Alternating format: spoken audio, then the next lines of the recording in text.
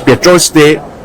Today we are organized by Manipur Pradesh Congress Committee, and we are observing this 132 days of State Patriots Day, and while saluting to their portrait, and we are offering whatever we can, some flower, and we would like to appeal from the our MPCC side that we should have to be follow future generation of Manipur. We should have to follow sacrifice of their life, even their life, without any hesitation, for maintaining law and order, integrity of Manipur and India.